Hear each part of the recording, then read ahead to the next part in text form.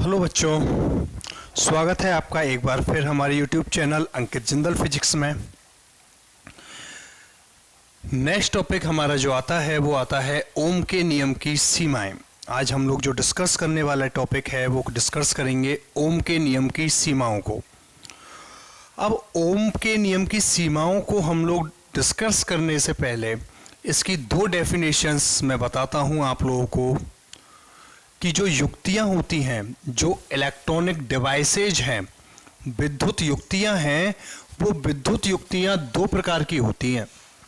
कौन कौन सी? पहली तो होती है ओमीय युक्तियां।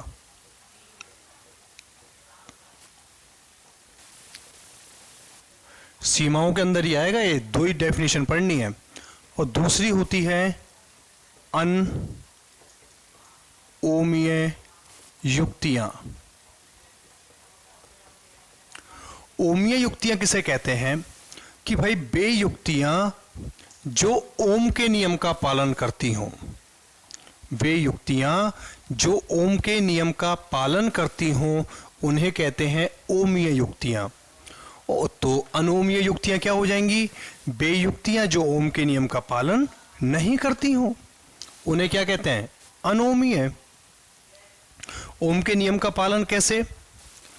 कि भाई वे सभी डिवाइसेज, वे सभी युक्तियां ओमीय युक्तियां कहलाएंगी जिनमें बी और आई के मध्य खींचा गया वक्र एक सरल रेखा हो। वे सभी युक्तियां ओमीय युक्तियां कहलाती हैं जिनमें या जिनके लिए बी और आई के मध्य खींचा गया वक्र एक सरल रेखा हो। जैसे चालक तार, कार्बन प्रतिरोध, एटसेट्रा। तो अनोमीय युक्तियां कौन सी होती हैं? वे युक्तियां जो ओम के नियम का पालन नहीं करती या फिर जिनमें बी और आई के मध्य खींचा जाने वाला वक्र एक सरल रेखा नहीं होती। मान लो ऐसे खिंच जाए वक्र बी और आई के बीच में, या फिर मान लो वक्र ऐसे खींच दूं।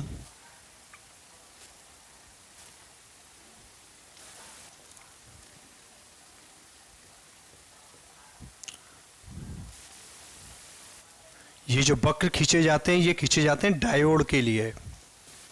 किसके लिए खींचते हैं? डायोड के लिए। हम लोग पढ़ेंगे इनको चैप्टर नंबर 16 में, अर्धचालक युक्तियां। उसमें आएगा हमारा क्या? डायोड। तो क्या बी और आई के लिए यहां पे जो ग्राफ खींचा वो एक सरल रेखा है? नहीं है ना। तो वो युक्तियां किस में चली गई? अनोमीय में। और यदि सरल रेखा आ जाता तो युक्तियां कौन सी होती? ओमीय युक्तियां होती। क्लियर है यहां तक या कोई प्रॉब्लम है?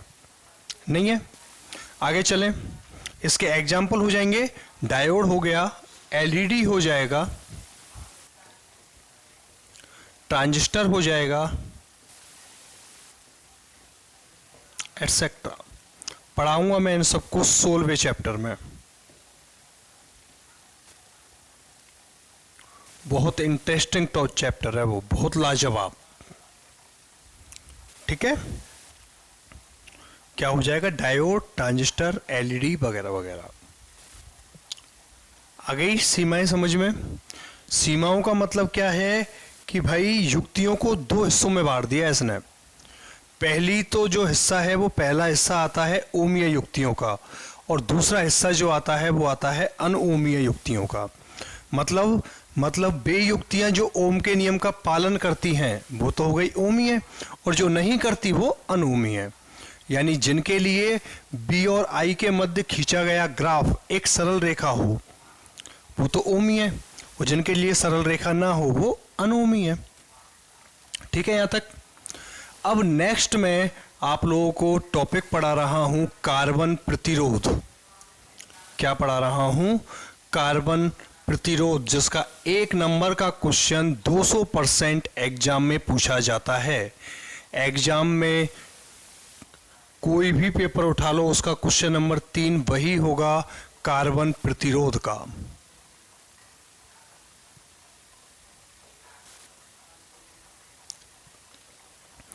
कार्बन प्रतिरोध क्या होता है? कि आजकल जो रेजिस्टेंस चलते हैं, जो प्रतिरोध चलते हैं, वो प्रतिरोध किस ऐसे होते हैं, इस तरीके से। यहाँ पे एक बॉक्स सा बना होता है इनमें, और इस बॉक्स से में क्या होता है, 4 अलग अलग रंगों की पट्टियां लगाई होती हैं। 4 अलग अलग रंगों की क्या लगी होती हैं, पट्टियां। जैसे मान लो ये भूरा, ये नीला, ये नारंगी और ये सुनहरा। तो हमें क्या करना होता है, इस तार के प्रतिरोध का मान मालूम करना है। लिख कुछ नहीं रखा, सिर्फ क्या लिख रखे हैं, ये रंग लिख रखे हैं। तो इन रंगों के आधार पर, इन रंगों के आधार पर प्रतिरोध का पता करना, प्रतिरोध का पता करने के लिए हम लोग किसको काम में लेते हैं, कार्बन प्रतिरोध को। ठीक है बच्चों, इन रंगों से कैसे पता करते हैं वो बताऊं मैं आप लोगों को, फिर ऐसे क्वेश्चन बताऊंगा कि इसमें 2 चीजें चलती हैं। एक तो चलता है अंक और दूसरी चलती है घात। अंक कहां से चालू होते हैं, 0 से। तो 0, 1, 2, 3, 4, 5, 6, 7, 8, 9, यही अंक होते हैं।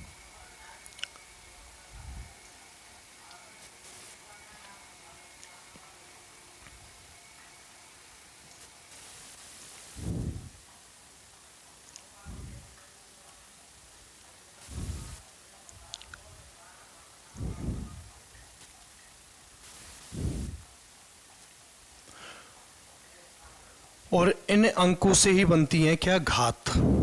कैसे,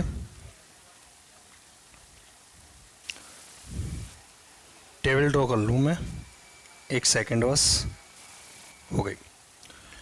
अंकों से ही क्या बनती है, घात। यानी कि ये हो जाएगा 10 की घात 0, ये हो जाएगा 10 की घात 1, 10 की घात 2, 10 की घात 3, 10 की घात 4, 10 की घात 5, 10 की घात 6, 10 की घात 7, 10 की घात 8 और ये 10 की घात 9। अब ये मत पूछना कोई कि इनको 10 की घात में ही क्यों चढ़ाते हैं, फिर तो ये क्वेश्चन ऐसे ही हो जाएगा कि आदमी सांस लेने की ज़रूरत क्या है, आदमी को मत ले सांस, तो पता है ना मर जाएगा, उसकी जीवन लीला समाप्त हो जाएगी। और इनको यदि 10 की घात में नहीं चढ़ाओगे तो प्रतिरोध का मान खत्म हो जाएगा, मतलब खत्म हो जाएगा प्रतिरोध का। रंगों का क्रम क्या होता है,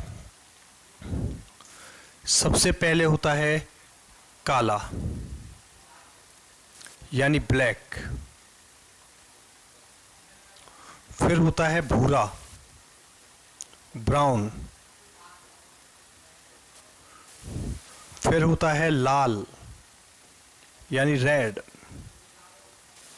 फिर होता है नारंगी, नारंगी मतलब ऑरेंज, फिर होता है पीला, पीला मतलब येलो,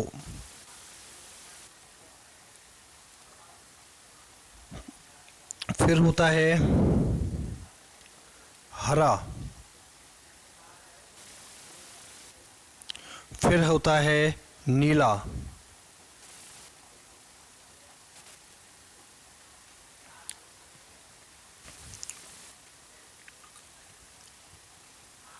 फिर होता है वॉयलेट,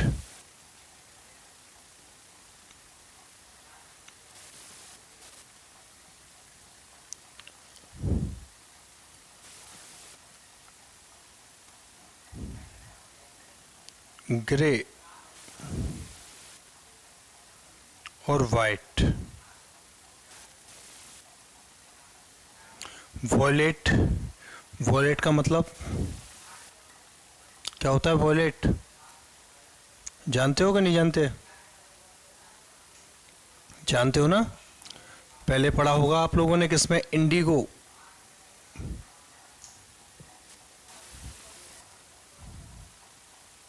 नहीं सॉरी, इंडिगो नहीं,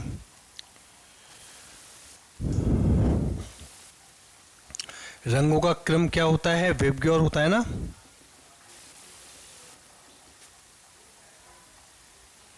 तो बी फॉर वॉयलेट, वॉयलेट मतलब बैंगनी।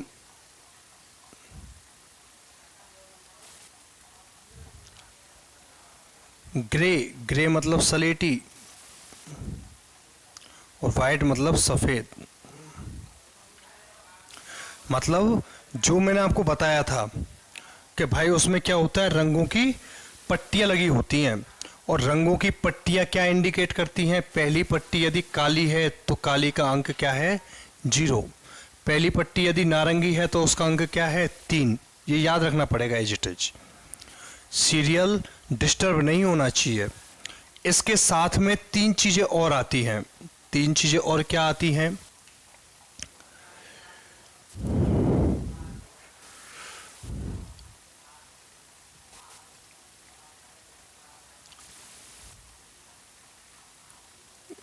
गोल्डन, सिल्वर और कलरलेस। गोल्डन मतलब सुनहरा, सिल्वर मतलब चमकीला या चांदी सा, और कलरलेस, कलरलेस का मतलब होता है रंगहीन। तो उनकी क्या आता है, इनके बाहर आती है, वो क्या आती है, संहिता। क्या आती है इनकी, संहिता। जब गोल्डन हो तो गोल्डन की संहिता होती है 5%, चांदी की होती है 10%, और कलरलेस की होती है 20%। मतलब इसकी 2 टेबलें खाली रहेंगी, किस किस की, अंक की और घात की।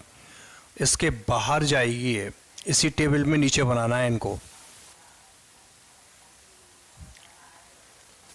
ये जो हमारी टेबल है ना, इसी टेबल में नीचे ऐड करना है इनको। अंक और घात खाली रहेंगे, सिर्फ इनकी क्या चलेगी, संहिता। तो इसको करते कैसे हैं सॉल्व, वो बताता हूं। जैसे मान लो किसी कार्बन प्रतिरोध पे कोई प्रतिरोध है, और इस प्रतिरोध पे जो पट्टियां लगी हुई हैं, इन पट्टियों का रंग का क्रम है, पहली लग रही है मान लो लाल, दूसरी लग रही है मान लो नीली, तीसरा लग रहा है मान लो पीला, और लास्ट का लग रहा है चांदी सा। तो इस प्रतिरोध का इस प्रतिरोध का मान क्या होगा, ये जो कार्बन प्रतिरोध है इसका मान क्या होगा। तो मान ज्ञात करने के लिए हम लोग क्या करते हैं कि जो पहला और दूसरा रंग है उसके तो उठाते हैं अंक, तीसरे की उठाते हैं घात, और चौथे की उठाते हैं संहिता। क्या करते हैं, पहला और दूसरा, दो की तो उठाते हैं क्या, अंक, तीसरी की उठाते हैं घात, और चौथी की उठाते हैं संहिता। तो पहला कौन है, लाल, लाल का अंक क्या है, 2। दूसरा क्या है, नीला, नीले का अंक क्या है, 6। हो गए शुरुआत के 2 के अंक। तीसरे के लिए गुना, पहले क्या रंग है, पीला, और पीले की घात क्या है, 10 की घात 4, 10 की घात 4। और चौथे से पहले लगाते हैं प्लस माइनस, और चांदी का आता है कितना, 10%, कोष्टक बंद, और ये ओम। ये इस प्रतिरोध का क्या है, मान है। ये इस तार के प्रतिरोध का मान है कि नहीं। तो एग्जाम में जब हम लोग पहुंचते हैं तो सबसे पहला काम ये होगा हमारा कि जाते ही पीछे के पन्ने पे इस टेबल को बना लें। अब आप लोग कहोगे सर ये टेबल याद रहे क्या, नहीं रहे ना, तो मैं बताता हूं। देखो इसकी भी ट्रिक, क्या ट्रिक है इसकी, देखो BB Roy of Great Britain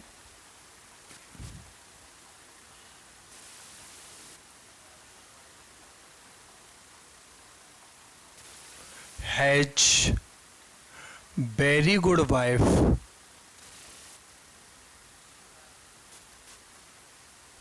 wear golden silver necklace. ये लाइन तो याद रहेगी ना। BB Roy of Great Britain has very good wife, bear golden silver necklace. रह जाएगी याद। अब इसके अक्षर उठाओ। कैसे?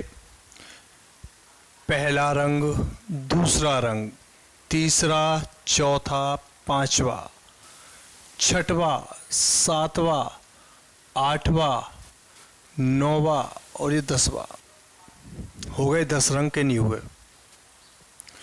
B for black, B for brown, R for red, O for orange, Y for yellow, G for green, B for blue, B for violet, G for grey and W for white. Golden सुनहरा, silver चांदी सा और last colourless रंगहीन। रह जाएगा याद के नहीं रहेगा? क्या बोला मैंने? B Roy of Great Britain has very good wife. रह जाएगा सिंबल। सिस्टमेटिक याद के नहीं रहेगा, बनाना पड़ेगा। ध्यान रखना, कम से कम 3 और 4 बार यदि आप लोग इसको रफ कॉपी में ड्रॉ करोगे ना, तब जाके हम लोगों के समझ में बैठेगा कि करना क्या है इसमें। ठीक है कि नहीं? कोई प्रॉब्लम है क्या? नहीं है ना? अगर मान लो क्वेश्चन ऐसे पूछ दे, ये तो ये हो गया। अगर मान लो क्वेश्चन दिया हुआ हो कि भाई यदि रंगों का क्रम लाल लाल, नीला और चांदी सा हो, तो इसका प्रतिरोध क्या होगा? तो लाल कितना है? 2। दूसरा रंग क्या है? लाल, तो उसका भी 2। कंफ्यूज नहीं हो ना क्या सेम आ गए तो हम तो सेम लिख देंगे। गुना तीसरा रंग क्या है? नीला। नीला, नीले का मतलब क्या है? घात 10 की घात 6 प्लस माइनस चांदी का मतलब 10% ओम। है कि नहीं? अगर मान लो क्वेश्चन ऐसे पूछ दे,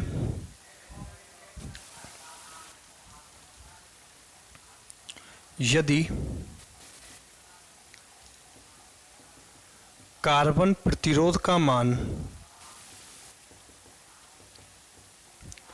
R बराबर 54 गुना 10 की घात 4 प्लस माइनस 10% ओम हो, तो रंगों का क्रम लिखो।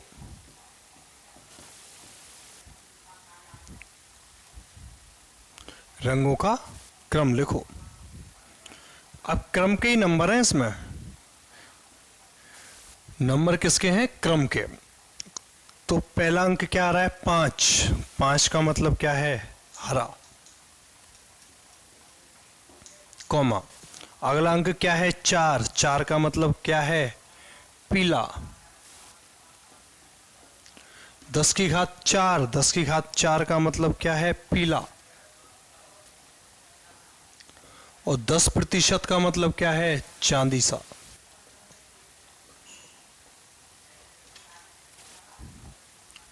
हो गए रंगों का क्रम। अगर ये क्रम चेंज होता है तो नंबर 0। यदि ये क्रम चेंज हो गया तो नंबरों का मतलब कितना हो गया? 0 आ गए नंबर। ठीक है। और कभी कभार कंफ्यूज करने के लिए क्या देता है? जैसे क्वेश्चन दे दिया, मान लो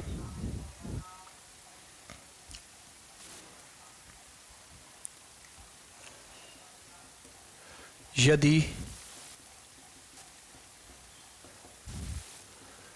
कार्बन प्रतिरोध का मान R बराबर 4800 किलो ओम प्लस माइनस 5% हो तो रंगों का क्रम लिखो।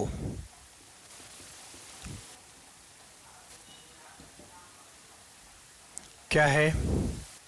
R बराबर 4800 किलो ओम प्लस माइनस 5%। तो इसको ऐसे लिख दूं, कैसे निकालूं? उसमें 10 की घात नहीं है, कुछ नहीं है, रंगों का क्रम लिखना है। तो उसको क्या करूं? पहले सॉल्व करूं। 4800 गुना 10 की घात 3, किलो हटाया 10 की घात 3 प्लस माइनस 5%। अभी भी मुझे यहाँ पे अंक कितने चाहिए? 2 चाहिए। तो इसको मैं लिख दूं 48 गुना 10 की घात 5 प्लस माइनस 5%। सॉल्व करके यहाँ तक ले आया। अब रंगों का क्रम नहीं आएगा क्या? 4 का मतलब क्या है? पीला। 8 का मतलब क्या है? सलेटी। 10 की घात 5 का मतलब क्या है? हरा। और 5% का मतलब क्या है? सुनहरा। ठीक है, या कोई प्रॉब्लम है? अगर मान लो किसी बच्चे को यहाँ तक कोई समस्या आती है तो वो मुझे मेरे नंबर पे, जो आप लोगों को मालूम है, नहीं है तो वापस लिख लो, या तो कॉल के माध्यम से या फिर मुझे मैसेज के माध्यम से कांटेक्ट कर सकता है और मैं उसकी प्रॉब्लम को फ़ोन पे ही सॉर्ट आउट कर दूंगा। और यदि कोई ज़्यादा प्रॉब्लम होगी तो मैं स्कूल पहुंच जाऊंगा और स्कूल पहुंच के आप लोगों को मैसेज कर दिया जाएगा। आप लोग स्कूल आके अपनी प्रॉब्लम्स पूछ सकते हैं। ठीक है, okay, goodbye, take care, thank you.